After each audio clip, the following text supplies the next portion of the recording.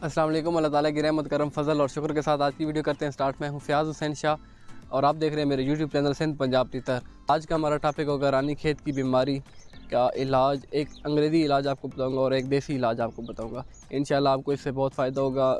Topic पे जाने से पहले एक ही रिक्वेस्ट, अगर चैनल पे फर्स्ट टाइम आए तो बराए मेहरबानी चैनल को सब्सक्राइब करें और बेल आइकन को प्रेस कर लें ताकि हर नई आने वाली वीडियो की नोटिफिकेशन आपको बआसानी मिल सके। तो चलते हैं बगैर किसी देर की ये वीडियो की तरफ। रानीखेत एक मूजी मर्ज़ है जो कि अप्रैल से लेके जून के महीने तक अक्सर आती है। इसको आम अल्फाज में मुर्गों की बीमारी कहते हैं, इंग्लिश में इसको न्यूकैलस बीमारी बोलते हैं। लोगों ने अक्सर काल तितर के शौकीनों को मुर्गों का भी शौक़ होता है, मुर्गों की वजह से ये बीमारी आती है जो कि अप्रैल से लेके जून के महीने तक हमला करती है।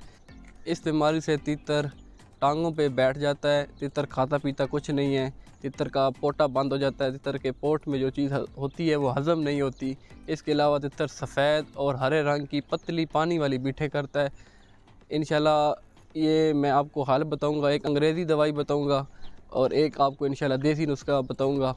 दोनों में से जो आपको बेहतर लगे, दोनों नुस्खे 100% श्योर और आजमूदा नुस्खे हैं। वीडियो अच्छी लगे तो इसे दोस्तों के साथ शेयर कर दें ताकि आपके एक क्लिक से किसी परिंदे की जान बच सकती है। तो अंग्रेज़ी दवाई की तरफ चलते हैं। इसके लिए आपको चाहिए होगा मैक्सल कैप्सूल, सेप्ट्रान का सिरप, रानीखेत वाली गोलियाँ और पेंसिलिन 5 लाख। इसको इस्तेमाल करने का तरीक़ाकार ये है, रानीखेत की गोलियाँ 2-2 सुबह शाम आटे में तितर को दें। रानीखेत की गोलियाँ यूरिया खाद की तरह छोटी छोटी वाइट कलर की होती हैं। उसके साथ पानी में पेंसिलिन 5 लाख एक दफ़ा देना है। सेप्ट्रान सिरप देना है तो ढक्कन का चौथा हिस्सा पानी में हल करके, चौथा हिस्सा पानी वाली कॉपी में डालें और बाकी हिस्सा सादा पानी डालें, वो हल करके तितर को दे सकते हैं।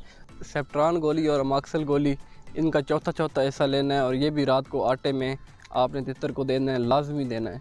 और पेंसिलिन 5 लाख पानी में हल करके पूरी डिब्बी एक दफ़ा देनी है। ये अमल तब तक करना है जब तक आपका तितर मुकम्मल तौर पर ठीक नहीं हो जाता। सिर्फ सिवाय पेंसिलिन के हर चीज़ डेली देनी है।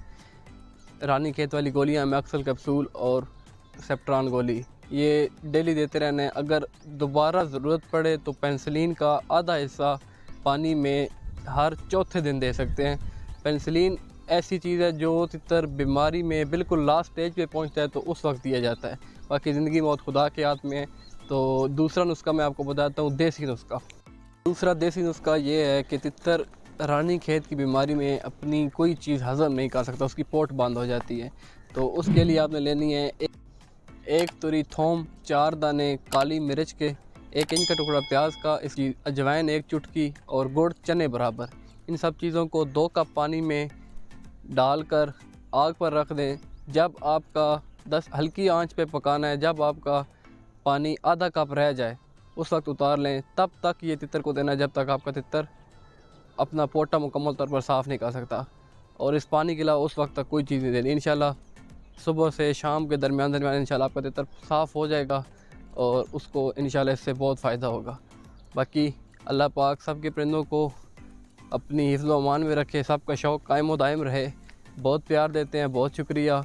अगर वीडियो अच्छी लगी तो इसे लाइक कर दें, चैनल पे फर्स्ट टाइम आया तो इसे सब्सक्राइब कर लें और बेल आइकन को भी प्रेस कर लें ताकि हर नई आने वाली वीडियो की नोटिफिकेशन आपको बआसानी मिल सके।